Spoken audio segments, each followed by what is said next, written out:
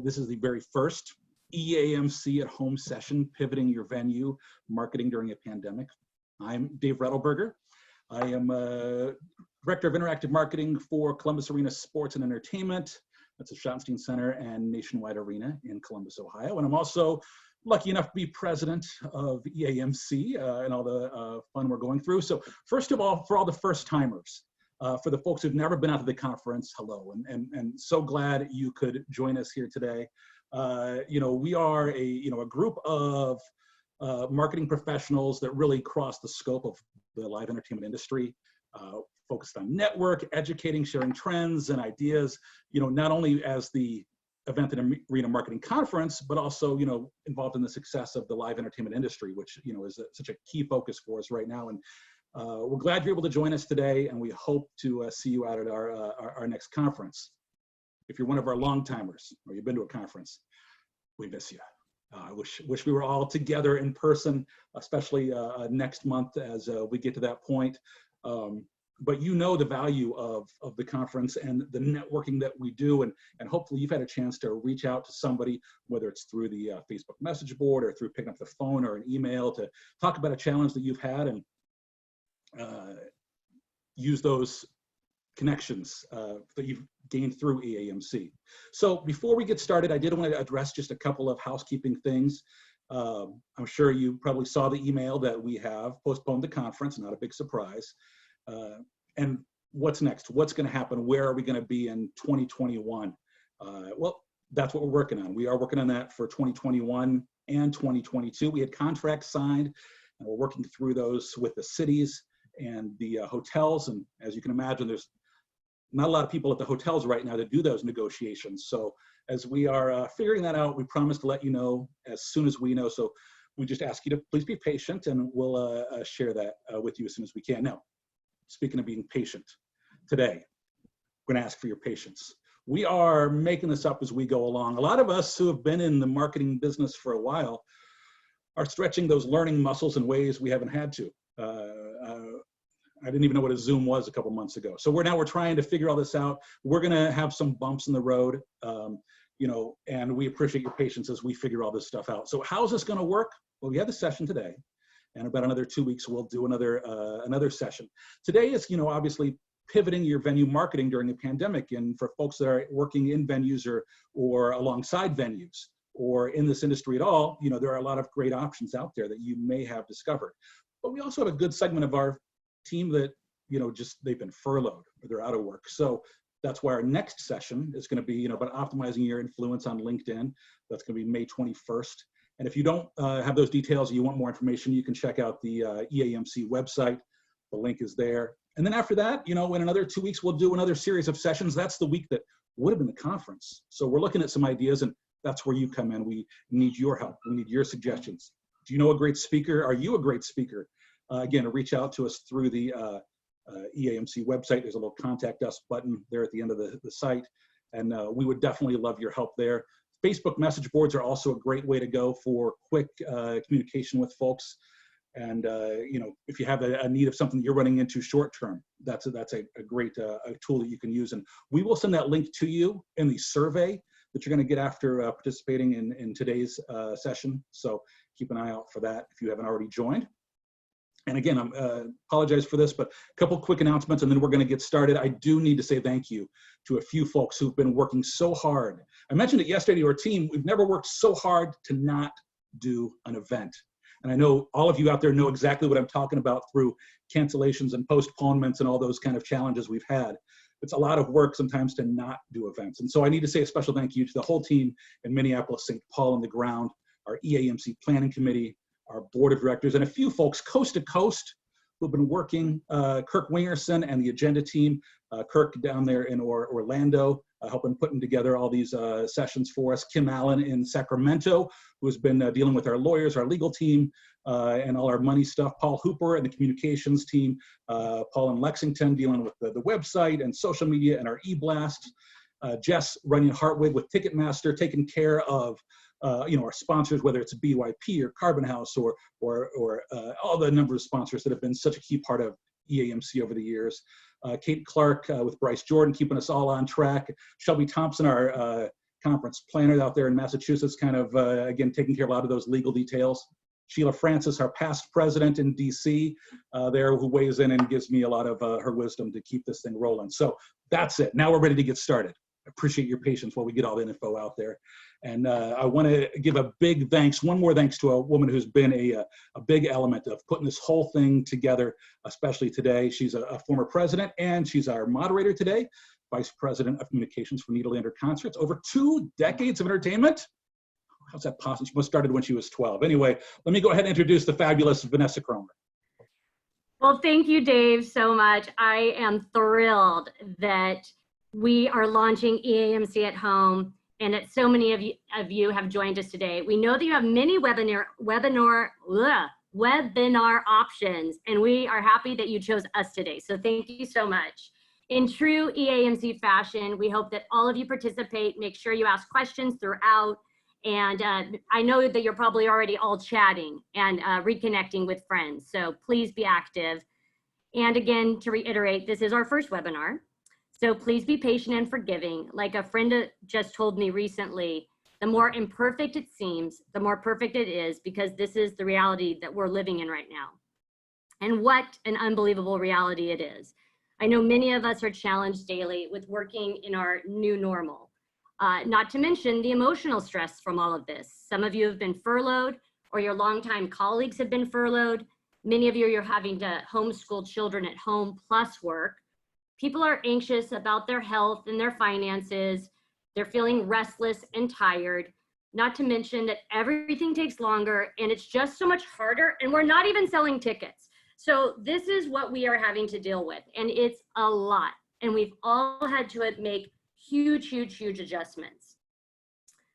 And I know that a lot of you are already adapting to this, and you are having to create new opportunities for your venues. Just looking through some Facebook and Instagram accounts, I've seen that the United Center has become a personal protective equipment drop-off center. Infinite Energy Center is hosting blood drives. The Forum's parking lot is now a COVID testing site. So we have all had to pivot. The other night, I did a deep dive at some of the venues' Facebook and Instagram pages. Sorry, I'm getting a comment, sorry. And I was so impressed. The creativity that you guys are coming up with is unbelievable, especially in these times. And I'm not even seeing the TikToks that I know that you're creating at home. But staying creative and motivating during this time is very overwhelming. And a lot of you are probably wondering, where do you even start? I know that was a big question for my team.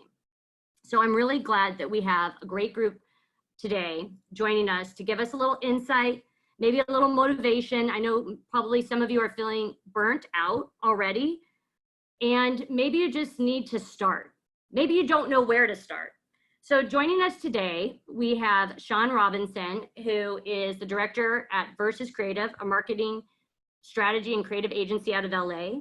And we have Sandra Moran, the director of marketing for ASM Global's KFC Yum Center in Louisville, Kentucky.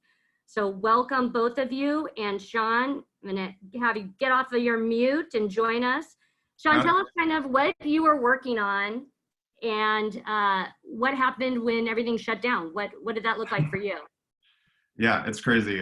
It's hard to put even how much time has passed since then.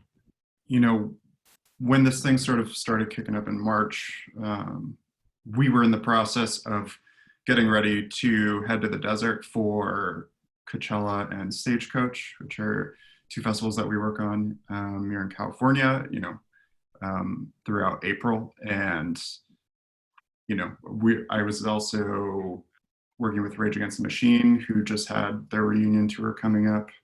And then we also had a brand new content series that was about to film at the LA Coliseum. So, you know, ton of stuff going on that just all of a sudden wasn't going on anymore.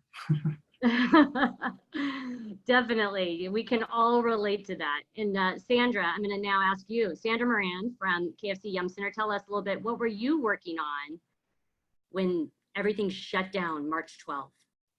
I remember it vividly. We were kicking off or ramping up for our busy a busy month of March. You know, we had a little slower start to the year than normal, so we had a lot of events packed into March, and we were extremely busy. Family shows. We were hosting an NCAA women's basketball tournament, Hot Wheels monster trucks, Michael Bublé, Dan and Shay. We just had a lot of events coming up in a couple of weeks after we shut down, essentially. So I'll never forget that very last week I was trying to book a media day, and you know how hard those are anyway. And I kept getting people telling me, we can't come, we have a coronavirus press conference. And I'm like, what are you talking, you know, what, really? You can't come to this, you know? So, and then as it got closer and closer, I was like, oh, this is really serious and really scary. And I totally understand. So just 2 days before that event, we had to postpone it. And you know, at that time I thought maybe we'll postpone a month or two of events and then we'll kind of get back to going. I didn't realize how crazy this was going to turn into. So it's been a huge adjustment and very eye-opening. And, you know, we just don't know. We don't know when we're going to reopen or how things are going to transpire. So we're pivoting and then re-pivoting. So it's a lot of changes, but we're hanging in there. Yes, we are definitely pivoting a lot. And you bring up a good point. I don't think that any of us realized how serious or how big this was when we first left our venues or left our offices. Sean, can you kind of tell us, some people I know are hesitant to post or market during this time. They don't want to be tone deaf. They want to be appropriate. Can you kind of maybe help us understand that theory a little bit? Yeah, totally. I think, you know, we're all conscious that when we go online, it's hard to escape anything that sort of isn't involved, you know, with what's going on in the world. And I think when we think about putting out social posts or putting out press releases into the world, when they're going to be sandwiched between, you know, something going on politically and something going on, you know, just throughout the world, I think it's hard to imagine how tonally our messaging fits into all that stuff. But I think that's also a big, you know, a big reason that we almost can't, you know, we almost can't afford to like not be posting and not being a part of what's going on, because, you know, our venues, our events are things that are part of our communities. It's things that people were looking forward to. It's things that people are thinking like, oh, I would have been at Coachella right now. And so I think, you know, we want to be a part of the conversation as much as makes sense. And yeah, certainly the tone of, you know, our marketing, our messaging, is to be considered thoughtfully and intentionally. We don't want to, you know, go out with a bunch of stuff that doesn't feel conscious of that, but I still think that there's a lot of room for us to be messaging and talking about being a part of the community and looking for opportunities to help people feel better or inspire people, or, you know. Yes, you know, you bring up great points. I think that it's important that we remember that our venues really are part of the community, and we're using them more as that, as a service than ever. But it's also important to remember, not only are we engaging our fans, but we've noticed some of the things that we've been doing at Nederlander concerts, it's actually engaging our part-time staff. We can't forget about the part-time staff, because they're so proud to work at our venues or work our events or be a part of the team, and they're missing out too. And so it's great if we can engage them and keep them involved to give them comfort and confidence to return. Plus, as a publicist, I always love to keep my venues in the news and figure out opportunities to be a part of the conversation. And maybe it's, you know, inserting yourself in some uncertain, nobody knows the answers, but at least we're part of the conversation. We're talking about it. If there's a press opportunity, we're involved in it. Or if there's a way to promote our venues, I think it's good to see that our venues have adapted to this in a positive way. Plus, we don't want people to look at a website or a social media post and all they're seeing is cancel, cancel, cancel, postpone, postpone, postpone. So I think it is good to kind of change up some of that messaging. Sandra, can you kind of share what was maybe some of the first messaging you you posted or you did or something. What was your first thing that you did for KFC Yum Center once you realized, oh, we don't have a show tonight or in the next couple weeks? Well, for us, you know, it was you're at work one day and then the very next day you're home and you're homeschooling and you're taking care of a family and you have this crazy, all of this responsibility that you didn't have, and trying to help people with a little bit of information and content that could make their home life a little more enjoyable and a little more fun. So the very first thing that we put together was a video series called Healthy at Home. And we worked with our healthcare partner and created a series of videos. It went really, really quickly, where you could watch how to properly wash your hands and how to properly wash your vegetables, and games that you can play with your children, and exercise classes that you could do at home. So what we had seen very early on were some businesses that were winning, were doing live, like the Cincinnati Zoo. Every day at 3 o'clock, they were showing an animal and explaining the animal. And so families and kids could sit down and watch that while their parents were trying to work and trying to figure out life. And we really like that concept, that every day at a certain time, we drop this video. So every Tuesday and Thursday at 2 p.m., we were dropping those Healthy at Home videos to give people that connection to. Oh, I think Sandra maybe froze up. So we will get back to Sandra. But in the meantime, I am going to share some slides with you guys, because we do want this to be informative and educational. So we will be able to share this presentation with you on the EAMC website afterwards. So we have a lot of examples to give you all, and we're going to share some of those slides right now. And feel free to ask questions. There's a Q&A box, so feel free. So let's see how this works when I share the screen. Stand by, everyone.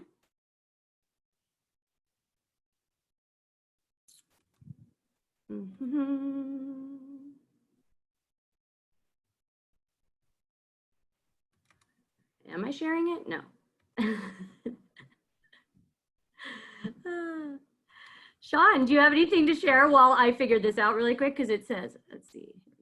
Here we go. Yeah, for sure. I think, you know, Sandra was talking about things that we can be thinking about regularly doing that maybe aren't strictly promotional or marketing in the traditional sense, but even just, you know, giving people stuff to do. People are bored. Giving them some cool games on Instagram story or bingo, or, you know, like fun sort of like song of the day type things that they can fill out to keep people engaged and keep people just doing stuff to do that plays back into your brand. So yes. All right, here we go. Hopefully you guys can all see that, because now I'm not seeing you all. Okay. Give me a thumbs up, Sean, if you can see that. Yep, all right. All right. So we put together some examples for you all. I kind of did a deep dive, like I mentioned, into your venue. So I hope you don't mind that I'm sharing these. But I thought, where do you start? Kind of where does a venue or a event or a marketer start? And the best way to start is just take inventory. Take inventory of what you have, and let's make it simple, because we don't have money. So we have to be a little bit more creative. So I looked through, and like the Stevenson Auditorium, we have a venue. So they're giving tours of the venue, and maybe there's something backstage that you could share or take a photo and kind of use that resource. Staples Center has pulled together all their merchandise from their teams and from events, and maybe you can sell merchandise online. Next one here. Hopefully Sandra is able to join back in. I'm back. Oh, good. Yay. We just got to some slides. Count Basie Center for the Arts, they are utilizing their staff and teaching classes. Kind of what Sandra was talking about is what resources do you have and how can you help your community? A lot of people are at home. A lot of parents are trying to work and homeschool, and it's just a lot. Maybe you can give some gardening tips, or you can give some cooking classes. I know that the Special Olympics, they have kind of brought in their partners and tried to engage their athletes by creating a TikTok dance and encouraging people to get out and move and not just be stuck at home. And I want to bring Dave back in because Dave just launched this really cool, different event yesterday. So Dave, can you kind of share with us what that is? Sure, absolutely, yeah. So this is something came up with. I saw another venue, and like all our ideas, right? We're borrowing from each other, but like the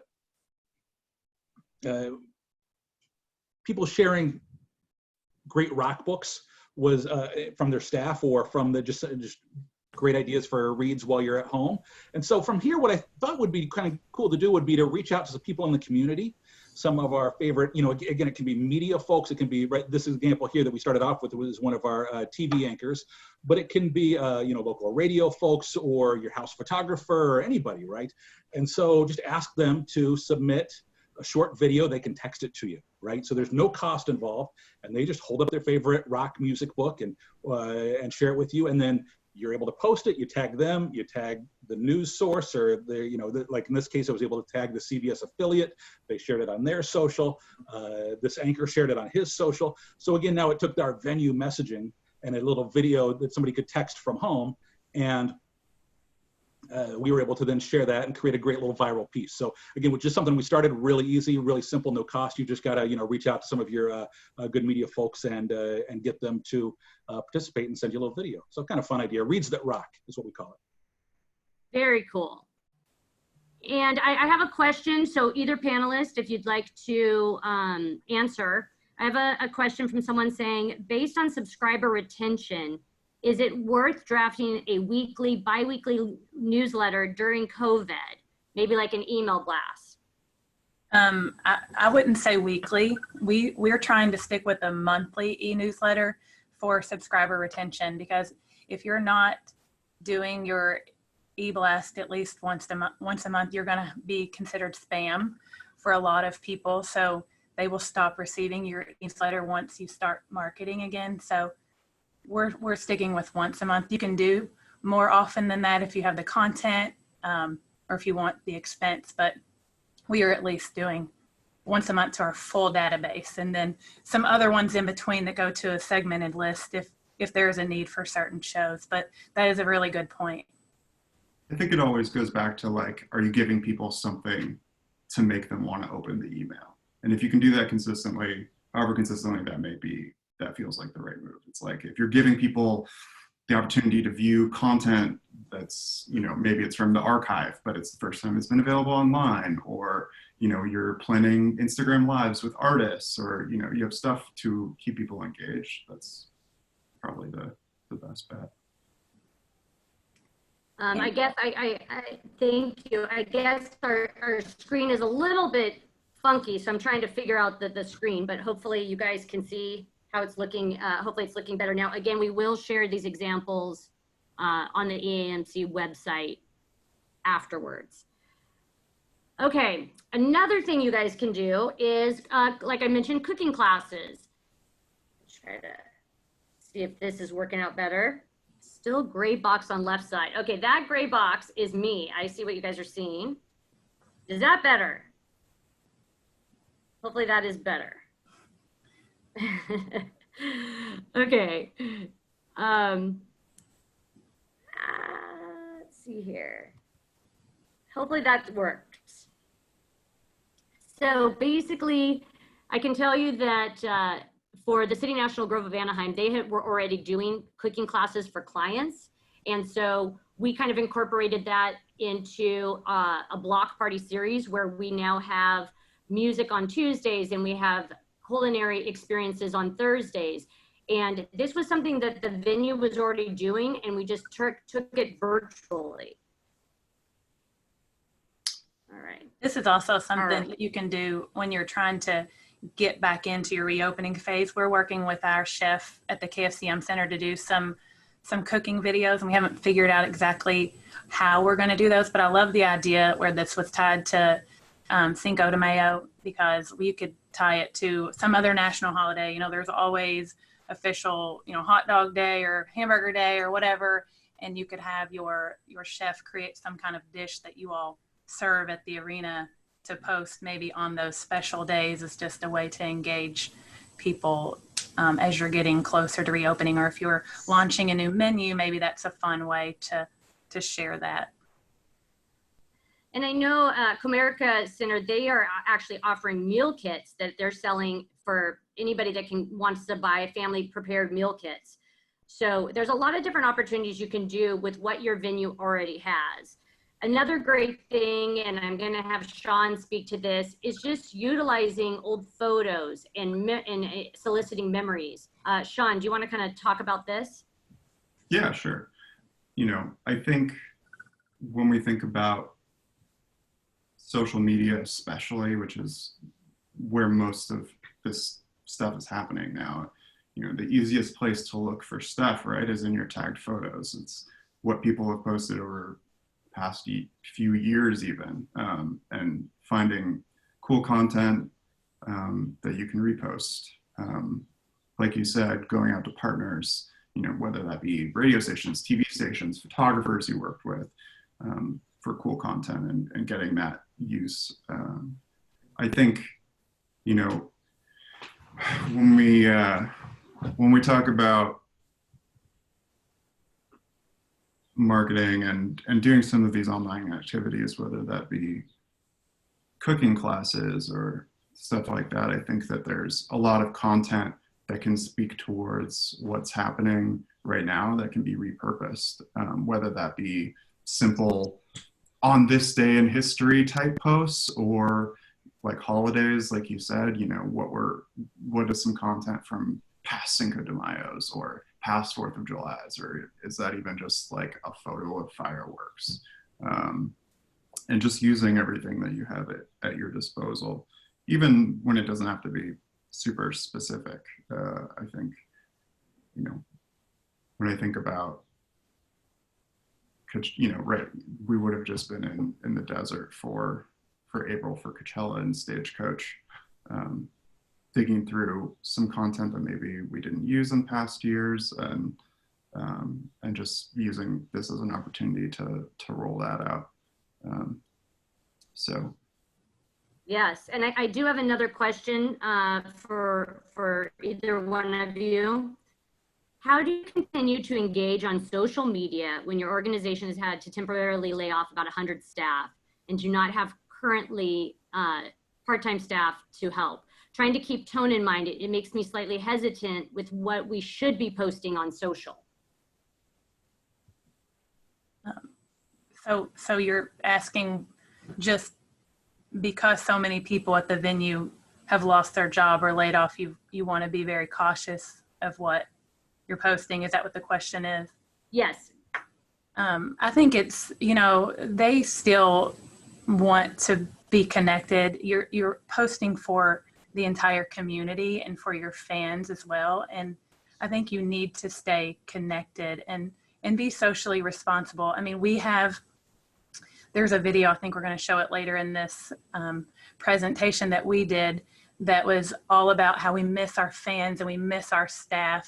And our part-time staff who haven't been able to work for the past 7 weeks were a lot of the people who were responding about how they love the arena and they're so excited to be a part of the arena and they can't wait to get back. So I don't think that they're going to take it the wrong way. You just need to be very socially responsible and cognizant and compassionate about what you're posting. It's really important right now to show a lot of compassion and understanding and be transparent and open in the things that you put out there. And I think that's a really good question.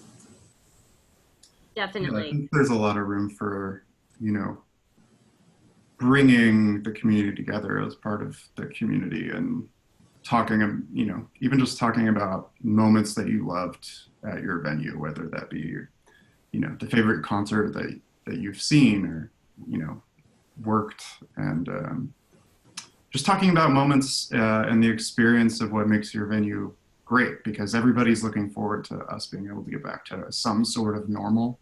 And part of that is looking forward to the things that make your venue unique, whether that be, you know, a special food item or just like a special song that gets sung at the beginning of every game, stuff like that. And maybe organizing an at-home version of those things to keep people engaged and also inspired and feeling good. And like, if a bunch of people get on Zoom and sing the fight song together, that's freaking cool and also great social content. Definitely. And another way that we can use our resources is, I think we sometimes forget about sponsor activation. So, oh, there we go. Sandra, do you kind of want to talk about utilizing your sponsors and how you've activated them during this time? Sure. During this time, there is really a new emphasis on doing good and being a bigger partner in your community. And for your sponsors, you have to realize that they need to tell their story too. And a lot of times they were paying a lot of money to sponsor your venue, but they were also very connected through community and certain. Oh, shoot. Her connection isn't great right now, so I'm gonna speed along, and I'm gonna have Sean talk kind of a little bit about Stage Couch. Yeah, so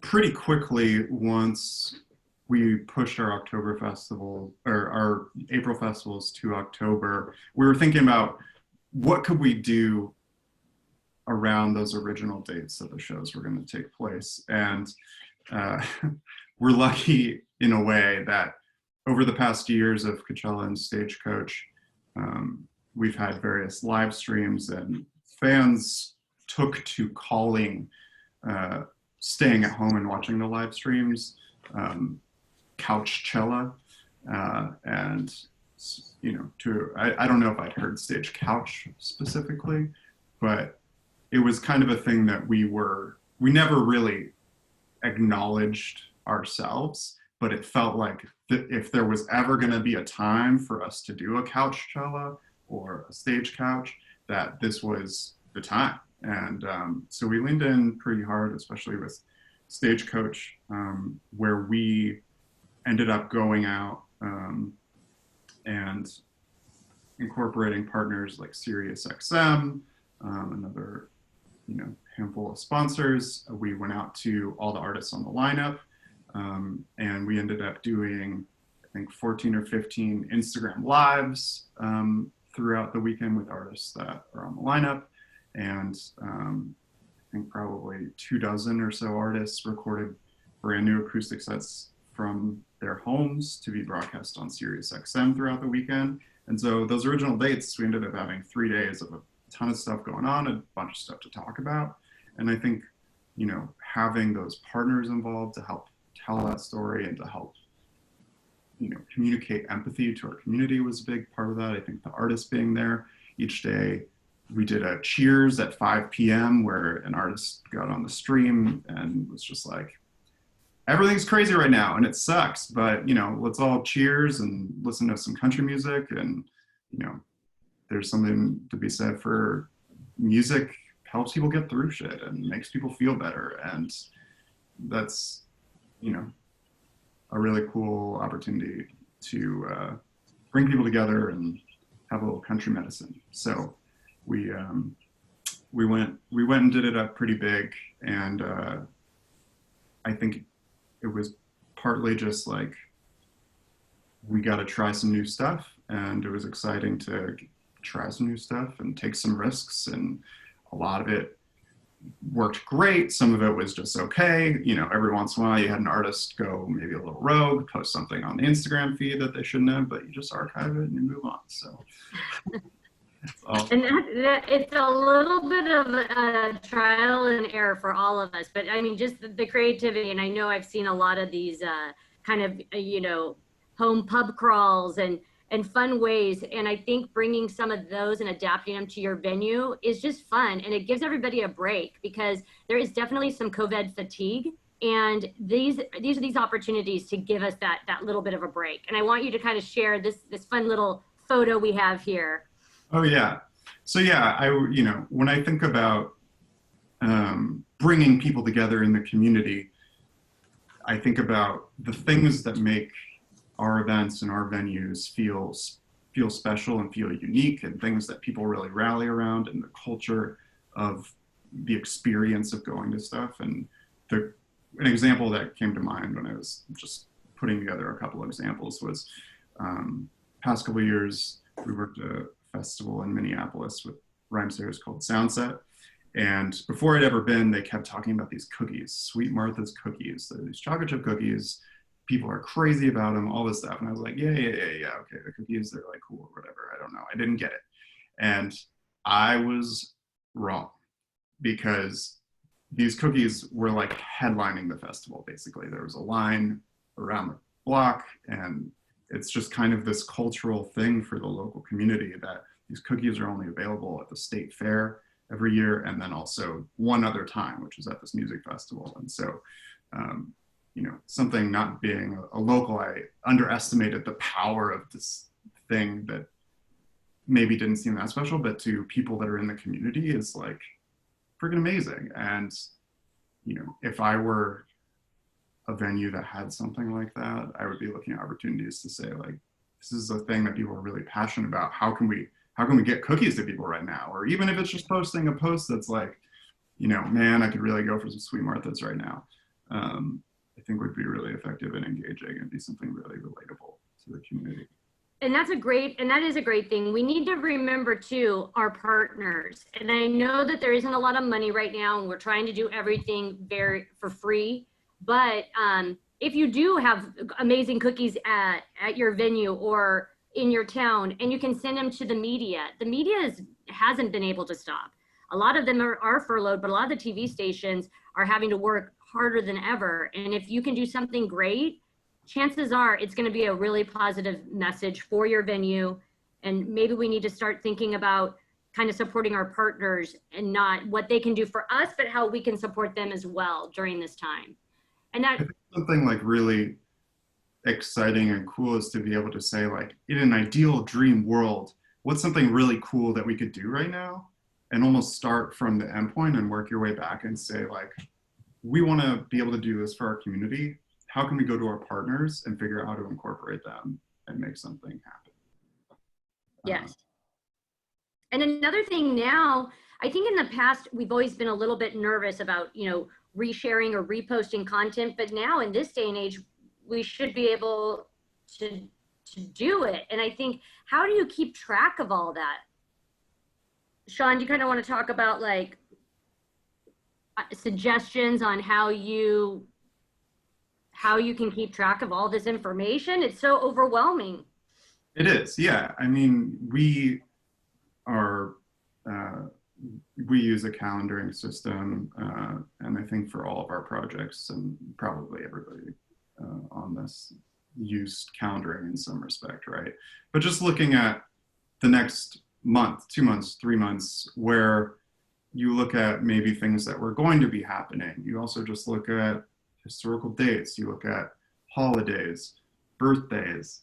You know, I think of some of the most inspiring and easy things to post is like, oh, Bruce Springsteen played a great show 30 years ago. Like, on the anniversary of that, let's, you know, post a clip because it's on YouTube. Or, you know, looking at like, maybe on the, you know, on the cooking side of things, it's like, what was on the menu 50 years ago? Maybe it's a cooking tutorial on that, and it's some crazy thing with Jell-O in it. I don't know. I think looking at and trying to plan things out in advance is always super important, but also giving yourself the time to just like search through and ideate on what those things could be. And maybe it is a stage couch type thing where you're saying, we had this big thing coming up, and, you know, artists are at home and they're getting a lot of requests right now, but if they have a rescheduled date in 8 months or whatever, and you want to do a short Instagram live with them on the original date of their show, that's cool. They're at home. You know, most of them are pretty good at it at this point because they've been doing a bunch of them. So you would think, however, from personal experience, I learned more about production and technology than I ever wanted to with our block party. We started with DJs and then we moved into a live performance. And I was on sound checks for 3 hours a day on like over the weekend nonstop to make it work. And we had the sound check from the guys performing for free on Zoom with OBS that had to go through Lula TV to be on Instagram TV. And so now we're having to figure out what is our best platform. Is it Instagram? Is it Facebook Live? There's so much of this. And I know there's been some questions on here about virtual programming, and we can get into that. We only have, you know, a limited time today, but I know there's also some questions on messaging for when we reopen, and I want to just address all of that. This is session 1 of EAMC at Home. We definitely plan on trying to address all of your concerns and all of your questions. We just aren't going to get to all of it today, but there will be future sessions. So just know that we are taking notes of all of this. I do want to, Sandra's back. I wanted to kind of touch on messaging right now though. Oh wait, games. We got to talk about games. Games are so fun, and you guys have come up with some of the most creative games ever. And I'm just going to share a few of these that I pulled. I hope all of you don't mind that I stole these from your Instagram pages. But games are a great way to connect your fans and also to just keep some fun content out there. And so I'm just sharing a few of these. And I don't know if Sandra or Sean, if you want to address anything about the fun games you can create.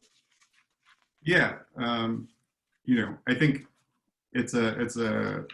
there are a billion ideas out there, and sometimes you got to take some swings, and sometimes you're gonna have some misses, but doing fun stuff, whether that be bingo, whether that be brackets, getting creative.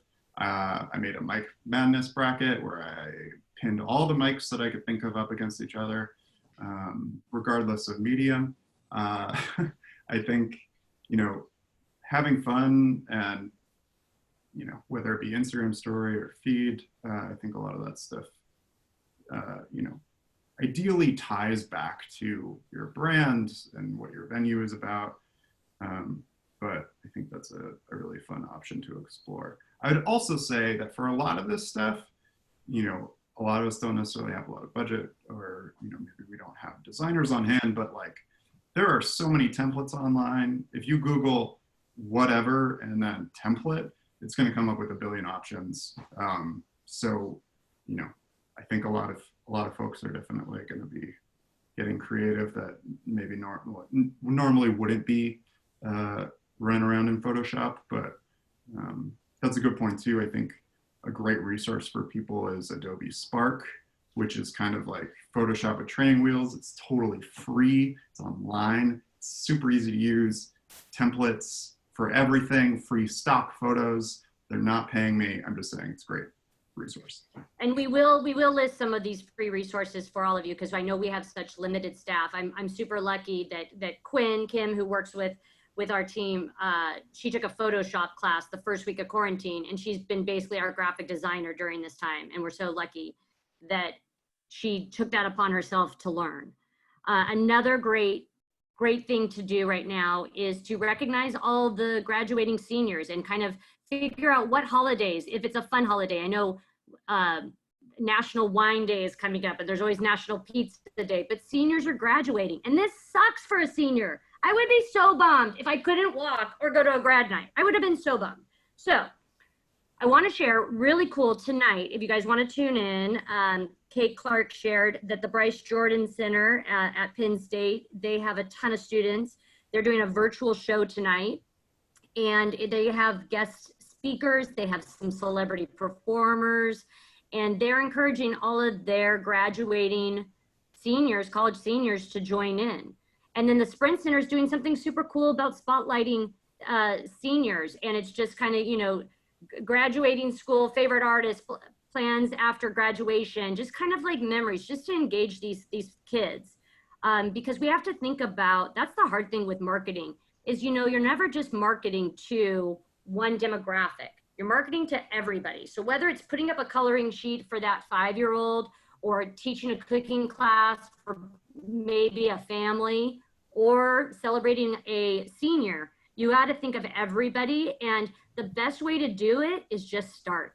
You just don't want an empty page. So you just need to make a plan and just start. And some things, like Sean was saying, some things are going to work and some things aren't going to work. And I also wanted to just share, because I just can't get over the Honda Center. I started at the Arrowhead Pond many, many years ago. It's now the Honda Center.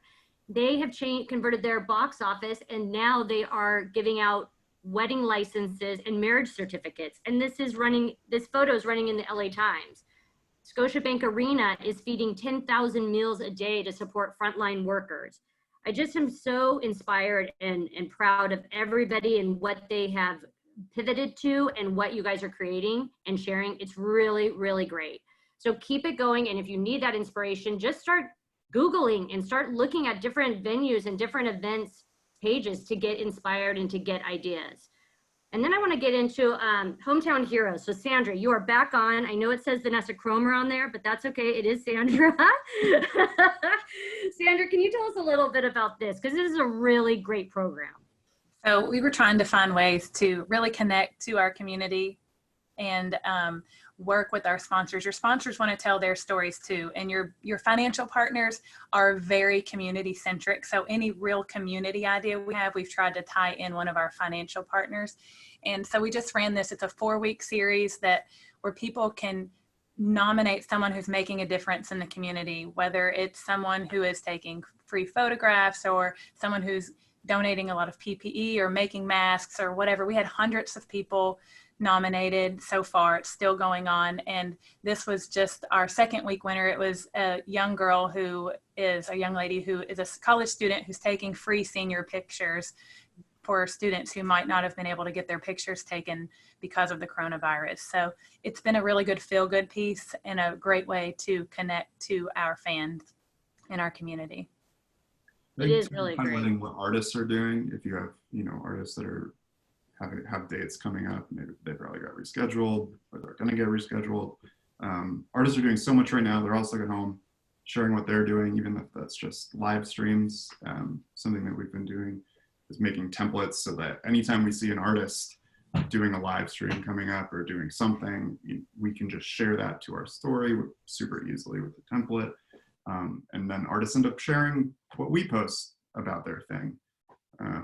So being able to share what other people are doing, whether that be people in the community or artists or athletes or whoever that is, I think that makes your venue or your event feel more a part of the community too. And I have a question for the panelists. This is anonymous. Which calendar system do you use? I use Hootsuite. We use Hootsuite. Okay. I would like to address that, but I don't know because Quinn handles that, so I don't know. We use a few different things on the project. Mostly a proprietary Google slide ordeal because we want to be able to show exactly what things are going to look like, especially to artists that are very conscious of every single punctuation point and need to see exactly what it's going to look like, so. Yeah, we use Google Documents too. We have another venue in our community that's getting ready to open. There's a bigger staff that's working on the project, so we use a Google Doc when more people have to use it, but Hootsuite for the center. Thank you. And then let's talk a little bit about messaging. When you guys see this gray box, what I'm doing is I'm looking at the Q&A. So I'm sorry that gray box is filling up the shared screen, but we just have a few more slides if you can stick with us. I know we're running a little bit long, but we just have such great content. We want to share it. So tell us about messaging. We have billboards, we have marquees, we have these things that we can use.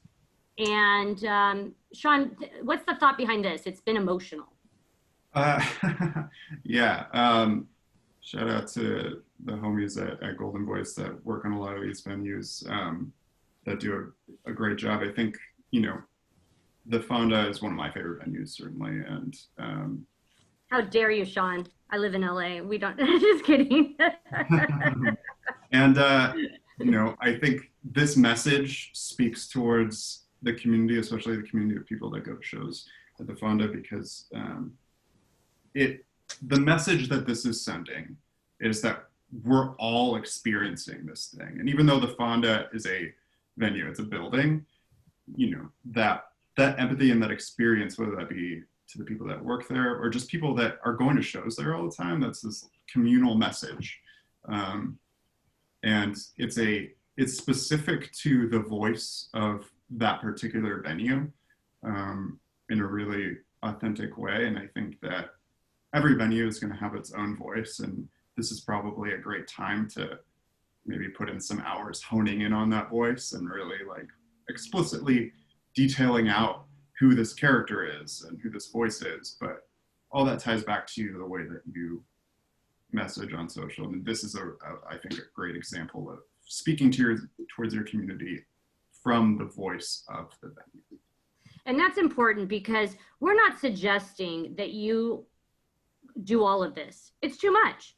So maybe your voice is, you know, for the community and doing a little bit more community engagement, or you're doing games, or you're doing shout outs to the nurses and the national holidays and that. Just figure out a few things that you can do. I know there's a lot of limited staff, so just what can you realistically do and start there. And then I want Sandra to talk about something a little bit more lighthearted, which is pretty fun here. Tell us a little bit, if I can get there, about this.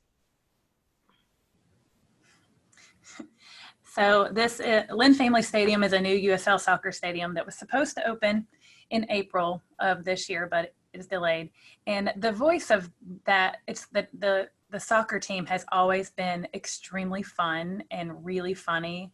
Their management group, everyone associated with that program is extremely funny. So this is a huge billboard that sits on the busiest intersection in Louisville, right off the interstate, right on the new venue. So just to try to capture, you know, the community's attention, these are the boards that we've been running for the past several weeks. And we're going to keep this going. And it's just funny memes. Every week there's a different funny meme that runs on the billboard.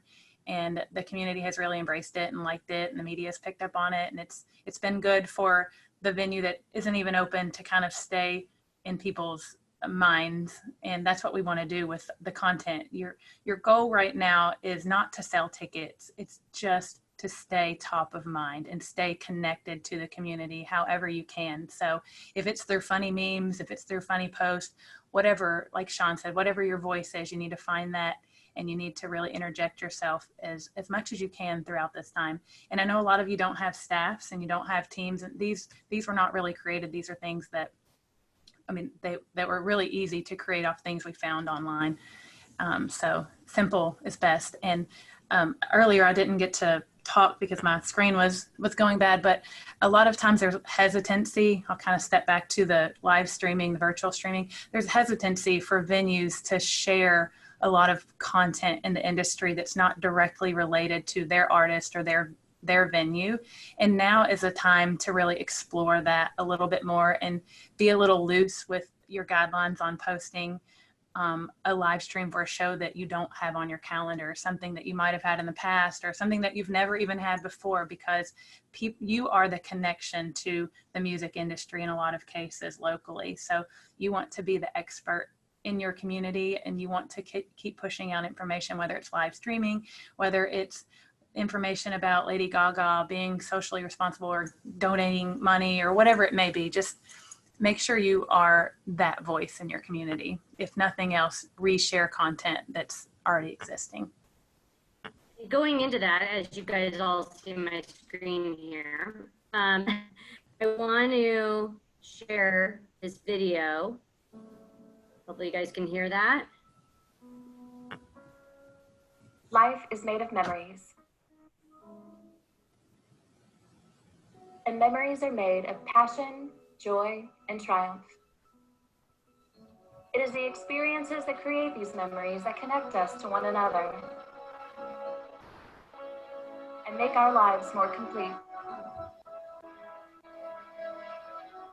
For years, the KFC Yum Center has been delivering amazing experiences to Louisville.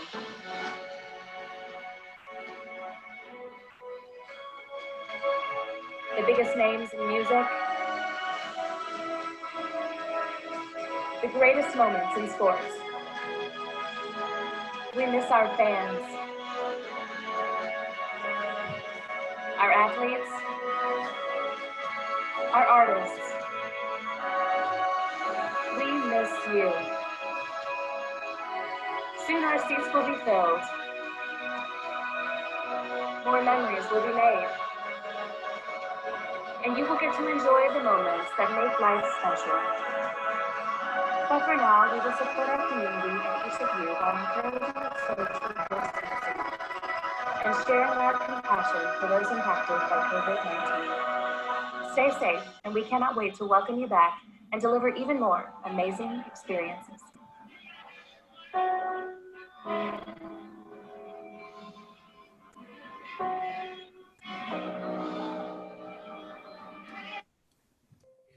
So that was great. And Sandra, can you kind of, how much did that cost? How did you make that? What did you use it for? What's that?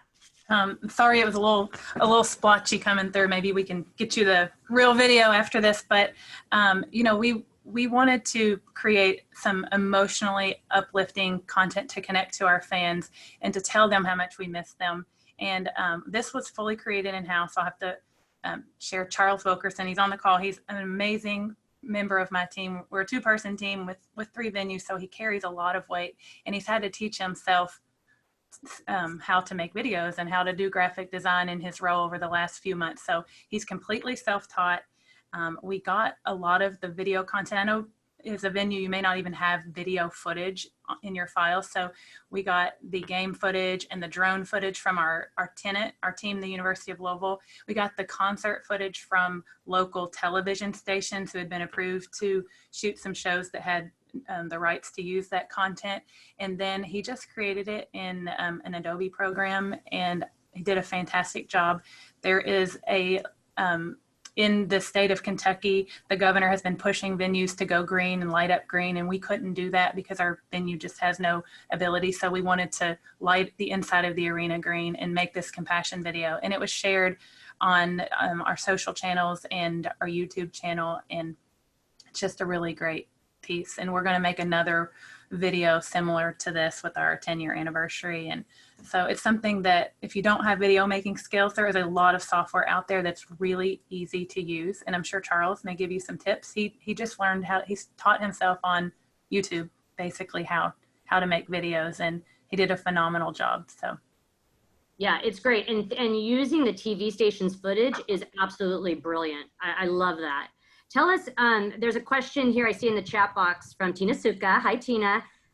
Sandra, for the Lynn Family Stadium, was there any copyright issues with using those memes? Well, I was wondering the same thing myself, but the team is the one who actually posted them, and I asked about that, but they credited, you know, where they came from online. You can see it if you look at it. It says, you know, NBC or wherever they got it from. So, you know, I cannot fully answer that question for you, but they said that since they credited that company, that they were fine. So we shall see. We have not gotten cease and desist orders yet. So we're going to wrap up shortly. We will share with you a few of the free services, like I said, and I just want to answer some of the questions that we can answer here. The slides will be available in a PDF copy. Hi, Kara Vanderhook. Yes, they will be. I don't know that we can answer some of these because we just don't know yet. Okay, well, does anybody have any questions that we could answer? You guys can raise your hands and we can hear you live. If you have any questions, you can raise your hands. A lot of that is about reopening messaging. Like I mentioned, we are looking to do a session on reopening and reopening messaging. We're just not there yet. But we are looking at some of that stuff because I know everybody really needs that information. But if nobody else has any questions, give you guys a minute. Kirk, do we have any? Nope. Okay. Well, I guess that's it. I don't know, Sandra or Sean, do you have anything else you want to share before we wrap up our first EAMC at Home session 1? No, I just wanted to, I think Sean and I both wanted to leave you with a couple of take homes, kind of the key points of what we talked about today. And I think number one is that you really need to stay connected. I think the venues and the companies who are staying connected to their fans during this time are the ones that the fans are going to come back to, where they're going to feel more trust and more ease at coming back to those places. So be transparent, be honest, show your fears and your concerns and your compassion and understanding in what you do, and you'll have a better chance at being successful when this is all over. And then be the expert voice in the music industry and share that voice through, you can make it as simple as possible, sharing content, but be that expert voice. And then engage your sponsors in your marketing efforts. I didn't get to talk about that very much, but they can be a resource and provide great content, and they can provide money for things, and they need to share their story too. So they've lost a lot of that ability. So use your sponsors so that you all are working together to create some great content. And Sean? I think the points that I wanted to kind of leave people to leave here with were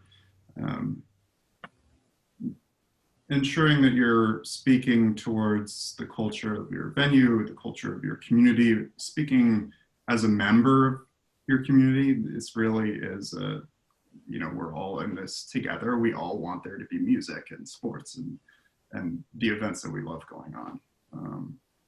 And I think, using this time to maybe find some of that voice and to help develop that.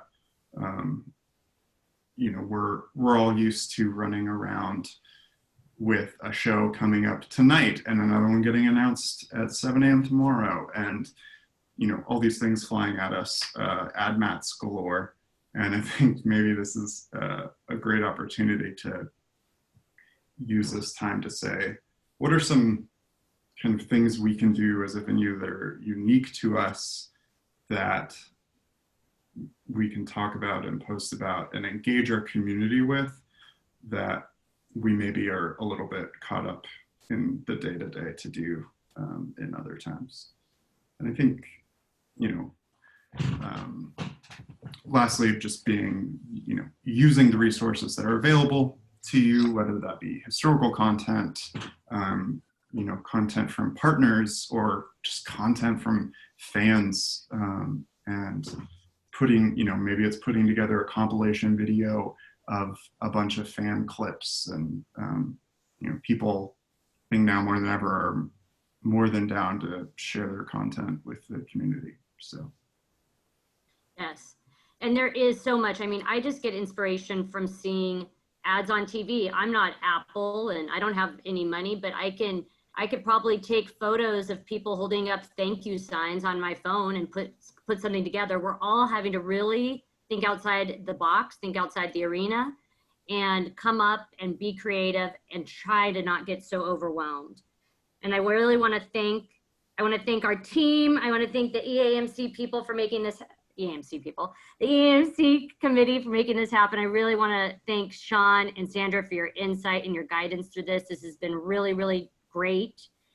And our next EAMC session is May 21st, so make sure that you register. It's going to be amazing. We have an expert in LinkedIn, and she's going to be sharing some great insight on how to brand yourself. And I think that'll be really useful. We will have this link, a PDF version of these examples. And if you guys want to be a speaker, or if you have some great topics, please feel free to email us, and we will try to get to as much of this as we can. We really appreciate your time, and thank you all for joining. Stay safe.